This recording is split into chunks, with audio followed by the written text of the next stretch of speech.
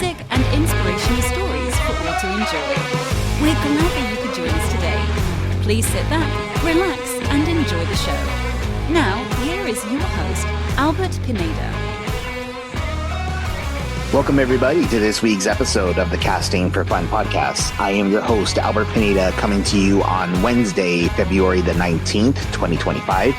For this week's episode, it's going to become a tradition now. So every year, right in the middle of February, I'm going to be doing an episode to preview the upcoming Major League Soccer season, and particularly to highlight the LA Galaxy. And I just like to keep repeating the phrase, reigning MLS Cup champions, LA Galaxy.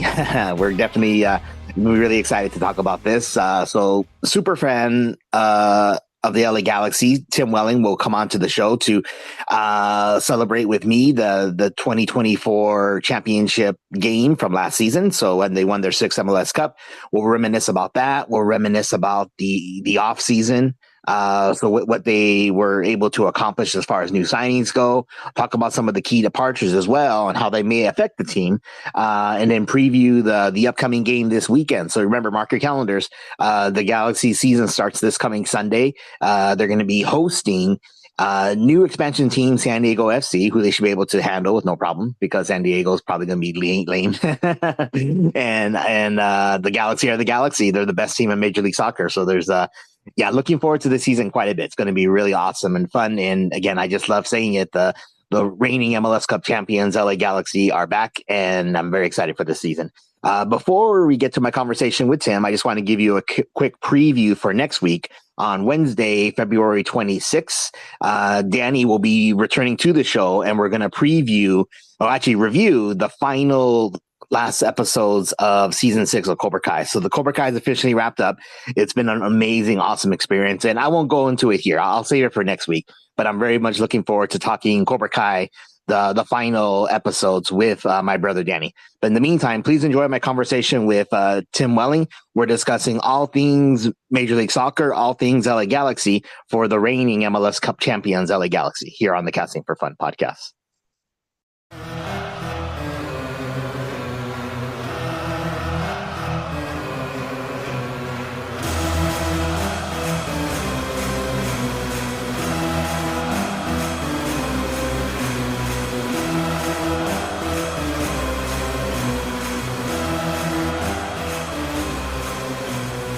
Welcome back to the show, Tim Welling. Tim, it's always good to see you, my friend. How are you?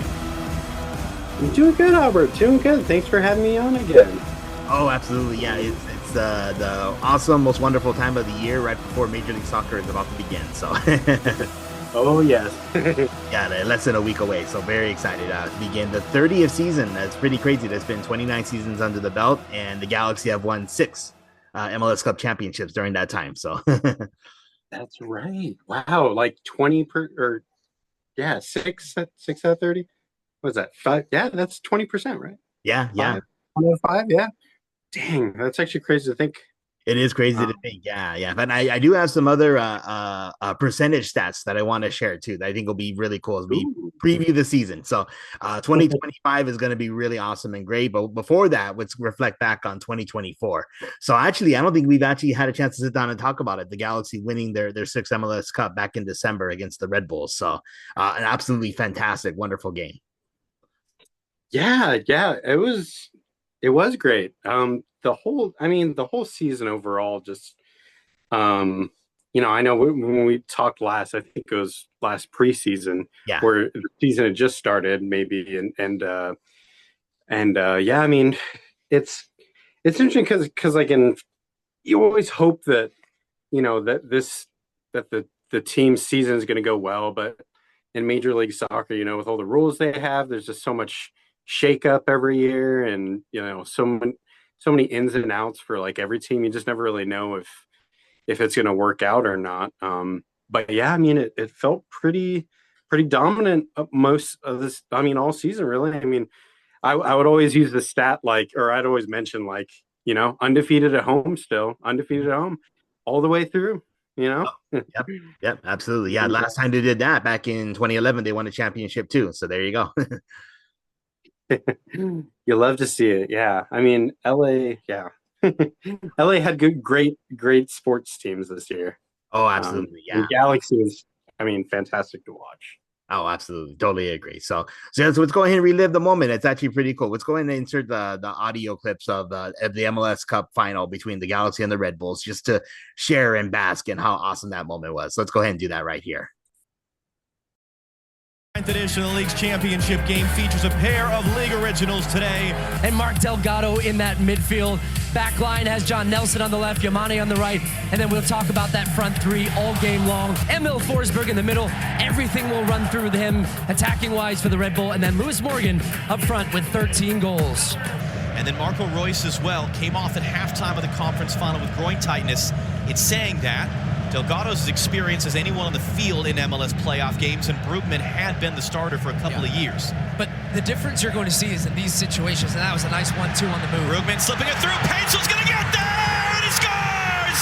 Joseph Paintsel takes the Galaxy just 9 minutes to take the lead!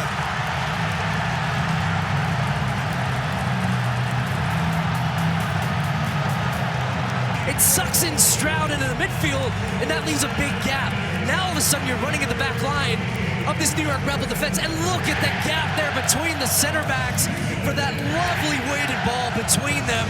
And the pace of the ball is what makes Paintsel able to hit that first time.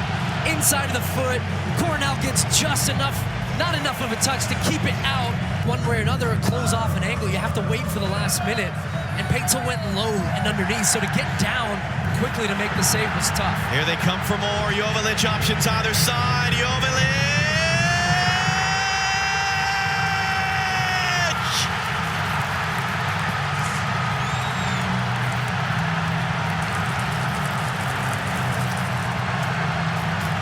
What a fantastic finish, but it's the hesitation that once again, Cornell, he can't gamble, and then you have to honor Paintsel on the left. The goal scorer already.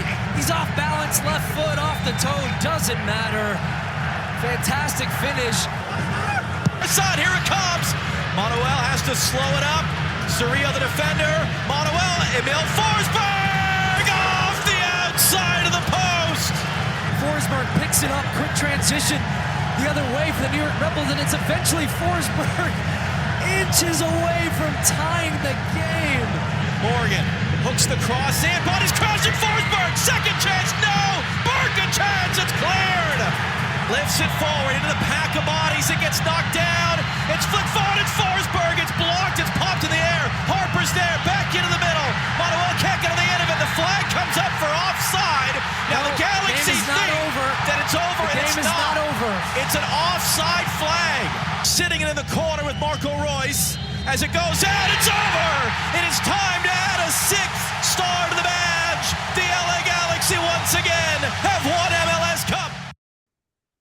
Yeah, no matter how many times I go back and rewatch those highlights, it just gives me goosebumps every single time. It's such an awesome, amazing feeling, and then especially because the Galaxy haven't been in contention for a decade. Now all of a sudden they're back in the mix of things, winning MLS Cup. So it was really a magical day that day. Oh yeah, yeah, and gosh, I'm watching it back again just right now. I mean, I was reminded about how like nail biting it was for so long because Galaxy, got those early goals, but it wasn't in the bag. The opposition scores one goal, and that's all it takes for you to just, be on the edge all of a sudden. Like, okay, one more goal means, overtime, and then who knows what will happen. Yeah, I mean, it was a fantastic game. Now, you bring up an excellent point, Tim, because as we're rewatching the highlights, in my mind, I think I kind of pictured it as like a dominant performance, and they just totally took the Red Bulls to school. But Forsberg, right, the midfielder for the Red Bulls, he came really, really close to equalizing. So that was actually a little scary moment right there. Yeah, I totally forgot about it. I mean, because when you think about the season as a whole, it really was, domination, really, especially, at home. Mm-hmm. But yeah, watching the final, it's like every game is its own game. You never know how it's going to go. But that was, Oh, and, fantastic. and then speaking of not nail biters, I mean, I won't put in the audio clip here, but again, the Western Conference Final against Seattle, like I got to watch that with my family and good friends of ours, the Cables here in Upland, and again, it was a 0-0 score for most of the game until finally Ricky Puig is able to assist with Jovelic's goal in like the very end of the game, and then later realizing or hearing that Ricky Puig had been playing with a torn ACL for like the last 30 minutes of the game. It was just incredible that the courageous, like heroic performance that he put on. But again, at that point, I was just biting my nails on the edge of my seat that whole game against Seattle. Yeah, I mean, and yeah, hearing, gosh, and I forget that it was in that game that it happened, but yeah, he really, I mean, honestly, it's like that's like legend, like club legend status, Oh, absolutely. like I know he's only like I don't know, is it like going on 3 years now or two and a half? I think 3 years, yeah, that he's been with the team, or at least two and a half, probably, or maybe even three and a half. Yeah, Yeah. yeah. It's been the last few, but um, yeah, just being able to do that. I mean, playing like a half hour plus on a torn ACL, like is man, that's just it was totally ridiculous. Mhm. Um, but yeah, him doing that, scoring near the end, I remember that. Yeah, Seattle really parked the bus, was just full on defense, counterattack. It was hard. It was hard for the Galaxy to get through, but they eventually did. Oh, yeah. And Yeah. yeah, And then, of course, we all know what happens from there. They go on to MLS Cup, hosting it against the Red Bulls, defeat them by a score of 2-1. Gaston Brugman gets to start, and he wins MLS Cup MVP in the place of Ricky yeah, Puig. So that was great to see him go out as a champion because, unfortunately, as we now know, Gaston Brugman's no longer with the team, and we're going to get to that as well. But yeah, yeah. it was definitely a really exciting season in 2024, and definitely look forward to what we see in 2025. Oh yeah. So actually, the stat I wanted to bring up to you, Tim, was that there was actually a stat that I was considering thinking of. So if you remember, yeah, last time we got together, we talked about previewing the 2024 season, reflecting back on 2023 and how disastrous of a season that was. So it's amazing to see how quickly the Galaxy did a turnaround.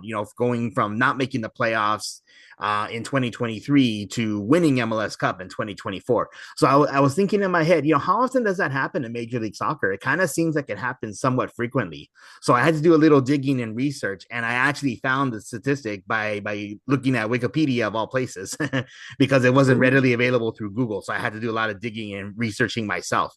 Do you want to wager any guesses how many times that's happened where a team didn't make the playoffs in one season, then the following season went on to win MLS Cup? Oh, It's probably a little higher than you think. I was gonna say, yeah, like it seemed low, but now that you mention it, and knowing that we know like what we know about like the roster rules and team changes, Mhm. I would say I don't know, I maybe 10 to 15. Oh, Is it that's higher? pretty good. That's pretty close. It's actually a little lower. It's actually been 9 times. So Okay, nine. nine Okay. times out of 29 seasons in Major League Soccer, a team didn't make the playoffs, and the following season went on to win MLS Cup, which puts at about 31%. So pretty crazy, pretty amazing to think that. And what's also even more amazing is that of the past 5 MLS Cup champions, 4 of them were teams that didn't make the playoffs the previous year and then went on to win it. The lone exception would be New York City FC, who won it in 2021. They were a playoff team the prior year in 2020. But yeah, so the Columbus Crew did it 2 times during that time frame. LAFC did it once. They didn't make it in 2021, but then won it in 2022. And then, of course, the Galaxy not making it in 2023 wins it in 2024. So it's kind of crazy to think that, I think the previous year, a lot of the MLS analysts were predicting the Galaxy to not make the playoffs again, to finish like in 10th or 11th in the Western Conference. And Ricky Puig kind of took a little bit of exception to that. I thought it was kind of funny. He went after some of those analysis, as it were. Yeah, I mean, Sasha Kleshtin comes to mind. Being I don't know, like not to go too far into Sasha Kleshtin, but I mean, he was like I really liked him as a player, so it was kind of surprising to hear him like say like I can the prediction I don't mind so much. Like okay, if you don't think Galaxy's going to do it, they have had a history within the last 10 years of not being all that competitive, and including his tenure, just before he left, Yeah. before he retired from soccer. But yeah, I did think it was interesting that a lot of people were kind of taking aim and even booed him. Yeah. Was it the finale where he was booed? I think. Did he have the mic after the Yeah. game? I kind of forgot. Yeah, Yeah, that's right. That was the finale when he did get booed by the fan base, who definitely were aware that, hey, you said the team wasn't even going to make the playoffs, and here they are winning the cup. So yeah, and apparently, I guess I heard this too, that he said like the Galaxy. I don't know. I guess he likened them to like an old, like washed up Hollywood star or something like that. yeah, that's I think fans took especially exception to that phrase that Yeah. comment. Yeah, that was too far, I think, on his part. But yeah, I mean, he definitely. I think the crowd definitely reacted, and I think maybe taught him a lesson a little bit on that one. Yeah, yeah. Well, I wanted to bring it up because again, we can see, as you mentioned, with the roster rules and the way everything's structured for Major League Soccer teams, from season to season, yeah, a lot of changes have to occur. So your roster compliant, and that people receive bonuses if they're supposed to. If they age out of the U22 initiative, then they have to get a new contract, and we're going to get into that as well. But so yeah, it's very difficult and hard to keep teams together. But we can also see that if management makes the right moves, then you can actually rebuild the team really quickly. And I think that's more evident in Major League Soccer than it is in any other U.S. Or North American professional sports league. So, for instance, an NFL team couldn't do it as quickly as fast as an MLS team can. Yeah. So yeah, it made a lot of promise to look like, hey, I mean, the Galaxy, had a really bad 2023, but don't give up hope because they made a lot of right moves. They had a lot of the right pieces already. They just added a few more pieces and had players get healthy, and a little bit of luck comes their way, and they win the MLS Cup. So, for instance, this is a Galaxy podcast. I don't really care about the other teams as much, but I am excited to see what San Jose does with Bruce Arena, because they were like one of the worst teams in the history of Major League Soccer last season. But Bruce Arena has a habit of like building teams up and actually making them into contenders. So keep an eye on San Jose. I think they're probably going to be one of the top teams in the West from being one of the worst last season. So Yeah, I mean, I said the same thing. I mean, the team, I don't know. They seem to have a few good players. I know they have like I don't know, like Maradona is like someone related to Maradona, I think, is like the DP for them. And yeah. But yeah, I mean, with Bruce Arena, I mean, he's just got such a history in the league and with championships and winning, that I'm in the same boat. I don't think they're going to be in last place, or even I'd be surprised if they were in I don't know if I'd be surprised if they didn't make the playoffs, but I think I might be a little surprised if they didn't make the playoffs, or were at least towing the line. I think they should make a significant jump as well. Because I mean, with the right pieces and with the right coach, I mean, anything can happen. So. Oh, absolutely. Yeah. Yeah. So for the listeners, just to be clear, I'm not declaring San Jose to win MLS Cup in 2025. I just think they're going to be a much better team than they were previously, even though I hope not too much better, because I still hate them. So. But I'm definitely for the fans, they should be excited because Bruce Arena is a fantastic coach. So yeah. And how many, I mean, it was, gosh, I don't even know, but at least a few years with Galaxy, right? I mean, Bruce Arena was with the team for like 7-8 years, and then during that time he won 3 MLS Cups. Yeah, I mean, our most champion coach, and probably the longest tenured coach as well. It sounds like. I mean, 9 years out of 30 is 29. It's got to be up there. Yeah, he's been around the league for a while. First with the DC United, obviously, then the Galaxy. I mean, he won with DC United, with the Galaxy, and then of course, he had a lot of luck with or good success with New England. Got into a little bit of trouble, so I think he actually got like suspended indefinitely. Yeah, that one's interesting to see. Mm-hmm. Yeah, and then now back with San Jose. So yeah, and I mean it's weird. It's interesting too that nobody really knows why exactly. At least I don't know why. I don't know. Do you know? No, I I didn't don't hear know. what was specifically said, but apparently it was comments that were on the insensitive side of things. Again, I mean, I know Yeah. Bruce. I mean, I don't know Bruce Arena personally, but just his personality, he is very blunt and sometimes can say mean things to certain players. Yeah, I could totally see that coming from him. Like Yeah, something insensitive that would not necessarily fly. yeah, Um, yeah. but a good coach, Oh, you know, absolutely. Yeah. a winning coach. So Yeah. But yeah, let's focus now on 2025 for the Galaxy. So as we mentioned, it's unfortunate that's the way the roster rules work. Certain players had to be let go in order to be roster compliant. So now we're losing from this season some key players. So Gustav Brugman, Jalen Neo, Mark Delgado, and Dejan Joveljic, who I'm really bummed about that the Galaxy couldn't keep him. I think there might have been a few others. That's why I had in my notes those five. yeah, Caceres also. Oh, you're Uh, right. Yeah, yeah. Caceres, although it was the end of his contract, but yeah, I mean he was big for me as well. Yeah. So, Gosh, so what do you I think the think he's Galaxy in all might the be? big games. Oh, I'm sorry to interrupt you, Tim. What do you think Oh the no, Galaxy might be missing with those key players that they're not going to have in 2025? I mean, for me, honestly, a lot of the success that I saw within the last few years for Galaxy was Brugman and Caceres. They're probably one of my favorite recent players, for the team. And so losing them, losing Mark Delgado is huge. Also born in Glendora, so Mhm. LA Yeah. native. Can Yeah. always appreciate, someone like that on the home team. Uh, I think you're missing a lot of veteran experience. I mean, especially with Caceres. I mean, he's played for Barcelona. He's played, in La Liga. He's played for Juventus.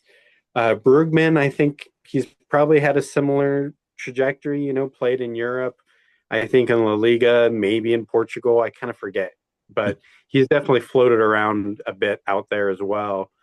Um, and yeah, with Mark Delgado as well. I mean, he's similar for him, but around MLS and also, I mean, notably enough, I mean, he won with Greg Vanney, the coach of LA Galaxy, Greg Vanney. Yeah. Greg Vanney won his only other championship with Toronto, Yeah. and when he came to Galaxy, he more or less brought Delgado with him. I think he signed him within a year of coming, and so I mean, just losing players like that, yeah, just the veteran presence. I mean, uh, technical skill as well. Maybe not the fastest group of people, but I mean, yeah, I mean Delgado. Interesting stat for him. I mean, he ran, I think, the most in the league last year, didn't he? Or I think almost every game he played, it was like he had the most distance covered on the field, and so I don't know. I feel like losing Delgado, especially losing Brugman, especially. I mean, just being like, I mean, central defensive midfield for Bergman and Delgado. They're both kind of right there in the midfield and were just real anchor points uh, centrally for the team. So I don't know. It'll be interesting to see if we can replace them because they were just, I don't know, so many passes, went through them. So I don't know. I don't know. What do you think? What were some of your who do you think will be missing from the team this year? Oh, is that a very interesting, good question. To me, it kind of seems that the one I think will be missing the most would be Mark Delgado. Because again, as you mentioned, that sometimes like the midfielders who cover so much ground and maybe don't necessarily score a ton of goals, like they do so much that we don't really see.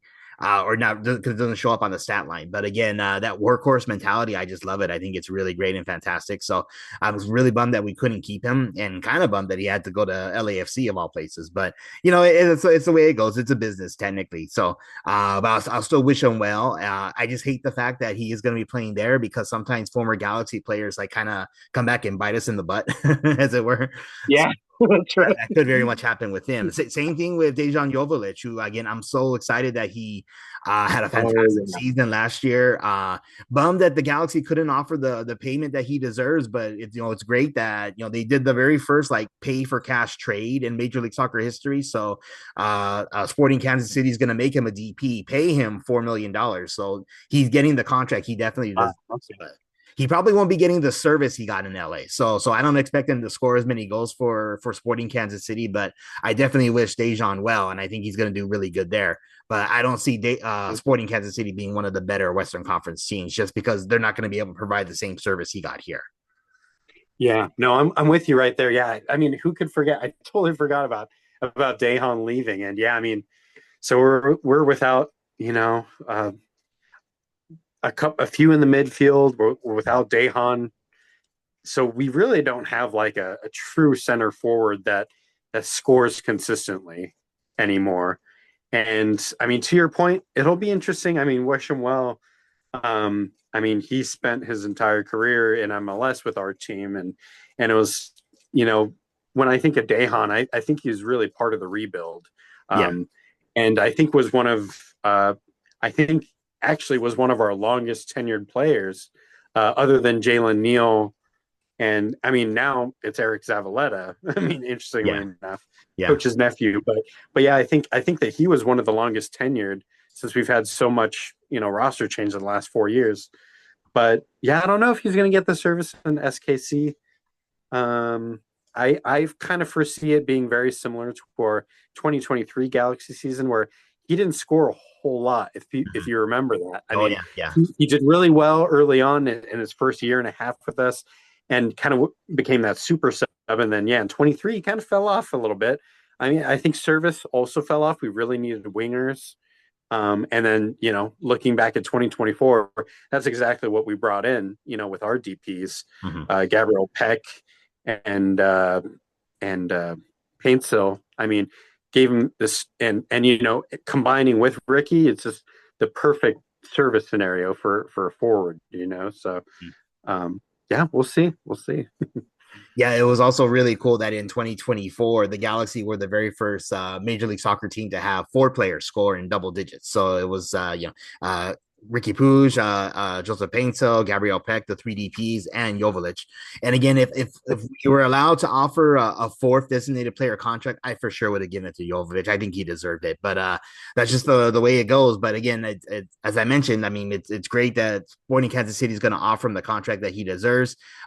Usually it happens in Major League Soccer that you offer those contracts to outside players. So I do like the concept of rewarding good play on the field. Like, for instance, Omar Gonzalez became a DP for the Galaxy because of his play. So it's happened a couple times in the league where a player who grew up or was signed at a minimum contract played well, lights out, and was able to get that DP contract money. So so the team will definitely have to move on, but I think they made some good offseason acquisitions this season. So I want to dive into that too. Oh yeah, let's do it. Okay, so in the case of Gaston Brugman, they ended up trading money I think they got money and Sean Davis, an MLS veteran in the midfield from Nashville. Sean Davis, admittedly, he's not a player I know very well, but my understanding is he's pretty good. I mean, he's an MLS veteran. He's been around for a while. He may not necessarily be a starter, but he could be a solid backup guy off the bench. Yeah, Sean Davis. Yeah, it's kind of an interesting trade as well. I don't know. I kind of almost it feels almost like, especially since he's getting he's getting paid quite a salary as well. So it's kind of too bad that like for like with Delgado, who we already had chemistry with. Yeah, sad to see we couldn't keep Delgado for Sean Davis, but yeah, he's been in the league for a while, as I understand it. Decent player. Gosh, I'm trying to remember his mom, actually. His mom was she was a YouTuber. I don't know if you knew that. No, I didn't. That's pretty fascinating. Wow. Yeah. She oh gosh, Janice would know in the other room. she made like these cooking videos. She was like kind of like she's kind of like a wild grandma character who'd make like these crazy cooking videos. Anyhow, not to get too off topic, but when Sean Davis was signed, that was actually my first thought was, oh my gosh, his mom had recently died actually. So I mean that's why I kind of heard about him in the first place. But he seems to be a good player. I From what I heard, maybe not kind of the piece like Coach Vanny's style of play, were really possession oriented, more of a counter-attacking type player, support player. So I don't know. We'll see. We'll see with him. I got high hopes though. You know what? You just sparked my interest. So I just did a quick Google search. I just found her right now. Lynn Yamada Davis. So she's of Japanese descent. So I guess Sean is half Asian, I guess. Yes. Oh, it's really cool. Right. Yeah, she was a celebrity chef on TikTok and on YouTube. Wow. Okay, very cool. Yeah. No, yeah, she had really entertaining videos, and yeah, she was undergoing cancer treatment through like the last year or two of it. But yeah. Oh, Yeah. okay, cool. I'll have to look into that. It's something brand new I never heard. In fact, I'm kind of surprised it wasn't mentioned on the Corner of the Galaxy podcast. Unless they did mention it, maybe I missed an episode. I didn't hear him mention that, but that seems like something they would bring up and discuss. I know. I couldn't remember if he did either. I do catch most of their episodes, but I don't remember him mentioning that either. So yeah, I'm kind of surprised I haven't heard more about it, to be honest.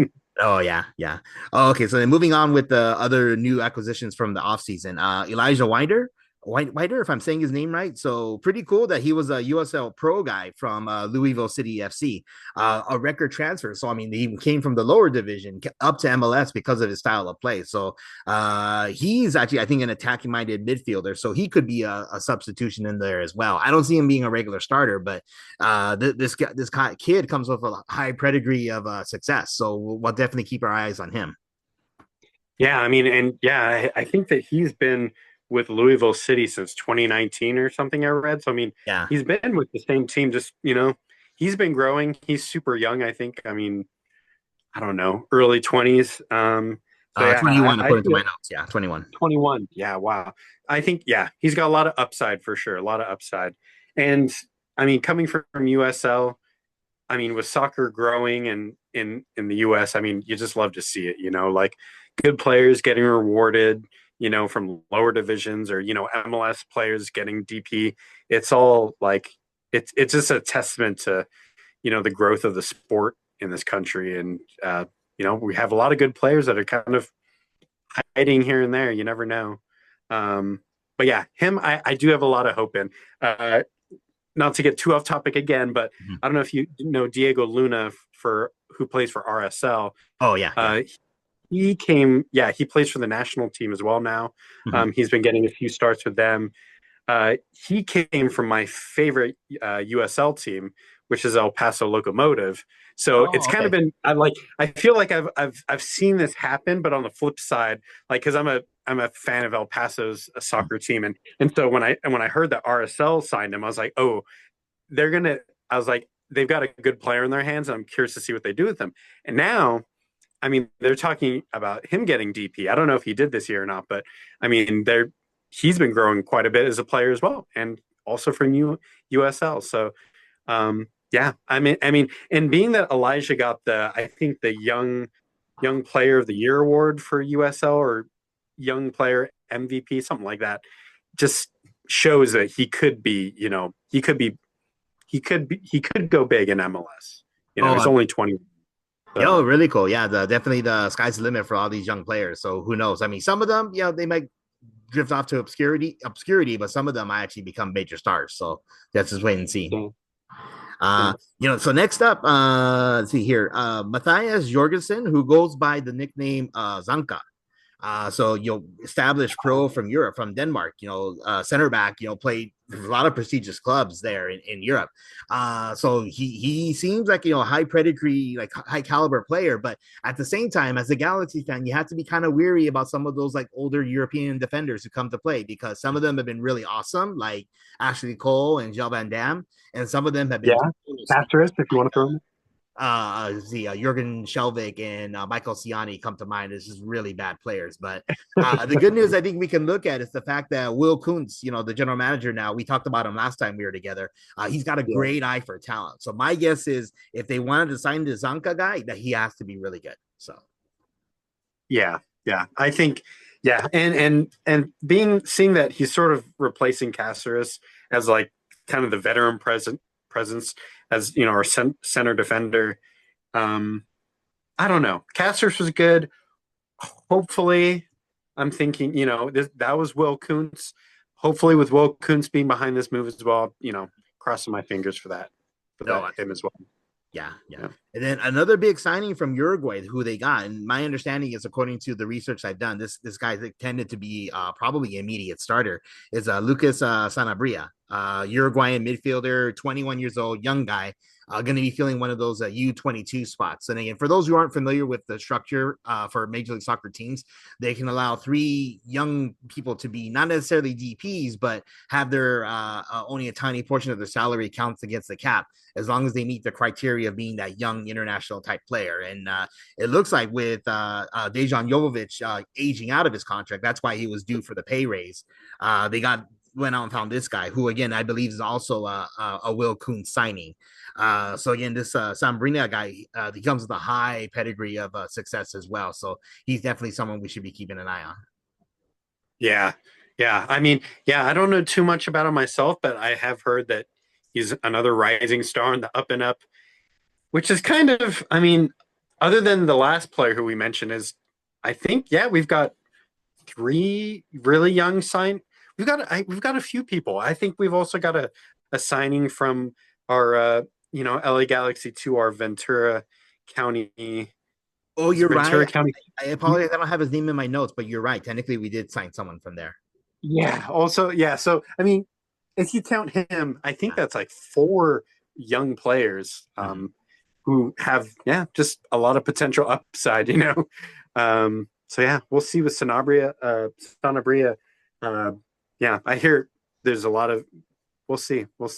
But I'm crossing my fingers. Sanabria, I think that technically that is the correct pronunciation. I think you're right, Tim. Since I call him Sanabria, I think that's right, the correct pronunciation. But so it just means I got to be watching more games to make sure I get his name right. Right. Well, let's see. You know who will know? Joe Totino. Yeah. Joe Totino. I don't know if you do what I do, but every time on Apple TV it's a home game, that's the first thing I do is I switch announcers to the local team and go with Joe Totino, because he knows everything. I mean, he actually focuses on the pronunciation. He knows the players. He knows the sport. So it's like, Joe Totino. So yeah, we'll have to see how he pronounces Sanabria's name and go from there, I guess. Oh yeah, absolutely. Very cool, man. Absolutely. And then last but not least, so one other really exciting signing, Christian Ramirez, a forward, MLS veteran, local guy from Southern California, from Santa Ana. Veteran of the league. He's played for Minnesota United, for LAFC, the Houston Dynamo, the Columbus Crew, winning a championship with the Columbus Crew and the Leagues Cup with the Crew. So I mean, this guy is an awesome, great striker. Age 33, so right in the prime of his life. And I think he's going to be an awesome addition. And my guess is he's probably also going to be the starting forward to replace Jovovic. So I mean, true, we're getting an older player in lieu of the younger player in Jovovic, but I mean, Christian Ramirez comes with, again, a high level of success, and I think he's going to fit right into the play scheme that Greg Vanney has for the Galaxy. Yeah, he's been it was interesting. I didn't know too much about him, so I was looking into him. But yeah, he's kind of had an interesting career. He started, I think, in USL or maybe the NASL, and it's been through a few teams there, and then came to MLS, I think, in 2016 when Minnesota came into the league. But he's got I think it's a decent for the money. It's a decent acquisition. A little bit older, maybe at 33. We're actually the same age, him and I. I think we're born one day apart in April. That's pretty cool. So random. Who knows? Maybe I could be a like for like replacement with him. Who knows? I think that he should. I don't know. I don't see him being like Dejan. I mean, because Dejan's still got like age going for him. He's still a pretty young player. Yeah. While Christian is, nearing the tail end, getting to there at least. But he's definitely got a lot of experience. And for the last couple of seasons, I think has had double-digit goal contributions, which is really what we're looking for. Yeah. So, yeah. Yeah. And he also played with LA Galaxy's Academy back in the day, as I understand. I saw a photo of it somewhere on social, so I was like, okay. He's got a little history with the club. There we go. Very cool. Very cool. Okay, and actually, I forgot to mention it here in my notes, but there is one other like potential signing. I guess they haven't officially announced it yet, but the rumor mill is very much churning along that a Brazilian player by the name of Matheus Nascimento is going to be signing with the team. And I don't know if you follow the Totally Galaxy Instagram page, where like they totally do a really extensive coverage of the team. Apparently, he was in attendance for the Coachella Valley Invitational, chatting it up with Joe Tatino of all people. So apparently he was there. They have a picture to prove that he was there. They haven't officially announced that he signed just yet. And then of course the first game of the season is this coming Sunday. So he may not be available for game one, but apparently they're very high on this really young Brazilian kid named Mateus Nascimento. So that should be pretty exciting too. That's right. I forgot about him. And yeah, I don't know too much about him other than he's another young player. I know going with the theme that Galaxy has got going for the last, couple of years during Will Kuntz era. I mean, we're signing young players, growing them with the team. He's got, I see a lot of upside with him. And apparently he's been balling out. And all I'll say is if they're from Brazil or from Uruguay and Will Kuntz signed them, I think there's a decent chance they're going to do well. Yeah. I definitely love the idea of partnering him up with Gabriel Peck. So I think just the Brazilian flavor that they both would bring, I think could actually be really awesome to see on the field. So we'll have to wait and see how that goes. But yeah, it'll be good for Peck to have another teammate, who he can really like chat with, when they're native, in Portuguese. Yeah. It feels like, not to go off topic of new signings, but I mean, it feels like, Mikovic, our possible starting goalkeeper this year. We'll see.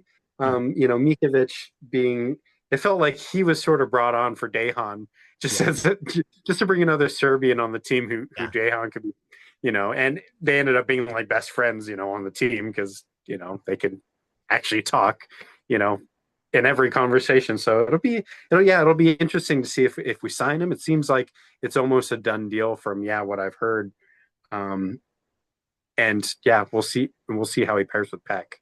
It's an interesting point you bring up because we think of these professional athletes who just go from international countries to different countries all the time. It just seems like maybe it's just an easy transition, but oftentimes it can be really difficult and hard. My understanding is Peck technically still doesn't speak English. So I believe Juninho, former Galaxy great, who's still involved with the team in some capacity, has been a translator for him. And if I remember correctly, Juninho didn't speak English when he initially came over. So I guess maybe Peck knows a little bit of English, enough to communicate with his teammates on the field. But as you mentioned, it'd be really cool. I think, maybe like a welcoming home type of atmosphere for him to have another native Brazilian on the field who probably doesn't speak very much English either. So yeah. Very cool. Okay, so is there anything else about the 2025 team you want to mention before we move on to another topic? I think you hit all the topics. I think you hit all the points I was thinking of. So, yeah. Oh, okay. Yeah. So as we mentioned before, I mean, when you go through a new team and you lose some players to turnover, I mean, it can be kind of difficult. But I think Will Kuntz and all the other Galaxy executives who are part of the team building process, Greg Vanney as well, head coach, I think they did an excellent job plugging the holes. And I think there's going to be very little turnover, with obviously the notable exception that Ricky Puig is still injured. And then technically Joseph Painsel's hurt too. I think he's not expected to return until April, but once we get those two DPs back on the field, and then with the additional team they have, I think they're going to be back at it contending for a cup. It's true that for the first couple of months, we might see some growing pains and there might be some losses here and there, but I do feel that this team's still going to be competitive from day one. So, yeah. I mean, from the early preseason games, I mean, it seems, mostly what I've been hearing is that, we are missing those pieces. Like actually the team is missing pieces, if you will, from our departures, but the core, part of, the core identity, the core players for our team are still still here. So I think the pieces are, yeah, we're here. I think, yeah, I'd be very surprised if we didn't go far this season. So Very cool. Okay, so two more topics I want to touch on really quick before we wrap up. Excuse me. I do want to touch on the Rizon away kit. So I guess it's a secondary kit that they're gonna have. Purple with gold trim, so very much like Lakers inspired. It looks pretty cool, I think. I know they usually unveil like a new kit every season. But obviously as soccer fans, they love to just collect as many jerseys as they can. So do you like this new jersey that just this new kit they just unveiled? yeah, I actually do. Yeah, when I remember seeing it leak like in early, I don't know, back in October or something, like, and you never know if like those leaks are going to be real or not, what's going to happen. And from the initial leak, it didn't look that great. It didn't look that great. Mhm. But it was like, now that they've actually released the kit, like it's the same color scheme, but just in, I can actually see it in like good lighting because it's Yeah. not leaked. But I think that, yeah, I think it looks good. I think it looks good. Um, I don't know if I'll buy it because, I mean, jerseys Jerseys are are very they're expensive. pricey, but I think, yeah, in the last few years, I think that one, I think our best jersey in the last few years came out last year. Well, I don't remember the name of it, but the one that's like kind of a throwback to our old colors, like it's got black, gold, red. It's kind of got the LA colors. Yeah, we Um, talked about that. Was that the City of Angels or something else? I think. I think that was a prior Oh, year you're right. that You're was right. released. Yeah, it was the anyhow, who knows where they even get these names? But yeah, Yeah. last year's jersey I think, looks so cool, super sick. I still want to buy one, but I don't see it on the market anymore, so it have Oh, to be secondary. But yeah. yeah, I think the Ryzen kit, I think it looks pretty decent. I think it looks pretty decent. I don't hate it. Yeah. Yeah. Oh, very cool. Okay, so last but not least, well, one more topic to touch on. Cobi Jones has been announced to receive his much deserved statue at Dignity Health Sports Park. I'm a huge Cobi Jones fan. I'm really excited that that he was the next player selected. For those who aren't aware, David Beckham and Landon Donovan have statues at the park, and now Cobi Jones is going to be joining them at the Legends Plaza. So that's really exciting. Yeah, yeah, it is. Yeah, it's funny. Like, admittedly, I wasn't a Galaxy fan back when Kobe was playing. I mean, I think that the first Galaxy game that I saw was in 2007. So when I just looked at, when Kobe played, that would have been his last year with the team. Mhm. So maybe he was out there, who knows? Um, but whenever I talk to people who are fans of who are MLS fans, there aren't too many of us, but we are growing. Yeah. But whenever I do talk to them, especially the early fans, um, they always mention Cobi Jones. And like, I was just at the barber like a month and a half ago, and I was telling him about, actually it might have been, I think it was right before the final. So I guess it was back in November. But I was talking to them, and I let them know that, I'm a soccer fan, so they were asking about it, and, oh, what team do you support? I said, LA Galaxy, and they're like, oh yeah, I used to watch Galaxy, Cobi Jones, and so it seems like you always, for the people with, soccer knowledge, you know United States especially focus, like, you always hear them mention Cobi Jones. Mhm. So yeah, I especially just the work that he does for the team, on and off the field. He's always doing, some fundraiser, it seems like, and just seems like an all around good guy. So I mean, when I think of who should get a statue next at the stadium, I mean, I think he was the perfect choice. And yeah, I'm very happy for him, and I think it'll look great.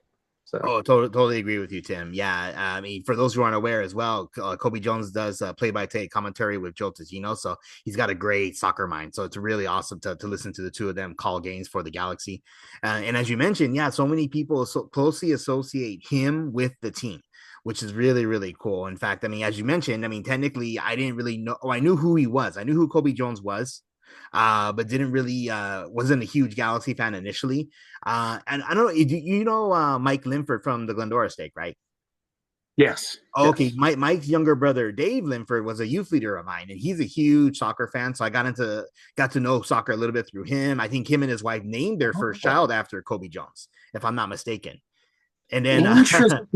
yeah, that was pretty cool. And then when I Okay. served as a missionary in Brazil, and I got to talk to native Brazilians about it, and they found out that I was from the LA area, they were aware of the Galaxy. They were aware of Cobi Jones, because I guess Cobi Jones had played for Vasco da Gama in Brazil. So he was well beloved there as well among several people. So Cobi Jones definitely has a huge pedigree of success. First collegiate, for the LA Galaxy, and then for the national team. I mean, I guess he still holds the record for the most caps for any player for the men's national team. Yeah. So that's so Yeah. And honestly, like, just with the way that the rotations work on the national squad, not everybody's time is finite. There's always younger, like, especially like with soccer growing, there's always going to be a new pool, or at least the pool of talent just keeps getting bigger and bigger every year. So like, I feel like we may never see that. We may never see that, that record be broken by Colby, being, amount of times played with the national team. Because yeah, we just have so many good players now. It'd be surprising to see somebody go the distance like he did with the national team. So, I mean, maybe Pulisic. I mean, but who knows? Yeah, that's a good point. Okay, so to wrap it up, I do want to go ahead and insert one more audio clip. This is it was put out by the Galaxy's YouTube channel, where they had several LA sports legends congratulating Kobe, and what they all share in common is they all have their own statues at their respective stadiums. So we're going to hear comments from Landon Donovan, from Dustin Brown and Luke Robitaille of the LA Kings, and Magic Johnson. Oh, and actually they also threw in some comments from David Beckham as well, all of which have statues and have played for LA sports teams. So let's go ahead and insert this last clip to wrap up the podcast. CJ, what's up, man? We are in the house that you built. Congrats on the statue. Welcome to the club. Long overdue. Really proud of you, man. You're the guy I grew up watching and admiring. Proud of you. Happy for you. Congrats, dude. Bringing a national championship to the UCLA Bruins in 1990. 3 World Cup appearances, and most importantly, 2 LA Galaxy championships in the MLS. You're a true legend. Welcome to the club. Hey, Cobi, congrats, man. It's amazing. We're so happy for you to get your own statue. Looking forward to the unveiling. I'll be there for sure. Cobi, your impact on soccer and in sports in LA is incredible. From your time at UCLA, where you led the Bruins to a national championship, to your amazing career with the LA Galaxy, winning 2 MLS Cup titles, you truly earned your place among the legends. Your induction into the National Soccer Hall of Fame, and being named one of MLS's greatest players in 2020. And now, in 2026, your statue, brother, will stand in LA as a permanent tribute to everything you have accomplished in soccer and in the LA community. Congratulations on your great soccer career. Man, Kobe Bryant, Magic Johnson, Kareem, Jerry West, Chick Hearn, among so many others, you're going to join the elite club. Welcome. Hey Kobe, it's David here. So I just wanted to send you a message of congratulations for this amazing achievement. For someone that has played in Europe, played in the US, and literally is Mr. LA Galaxy from the start, is an incredible achievement for you, for your family. To have this statue is an amazing moment. So congratulations, and thank you for looking after me when I first moved to LA. You was a huge support for me, and it was a pleasure playing with you. So you deserve this moment, Kobe. Enjoy it with your lovely family. See you soon, man.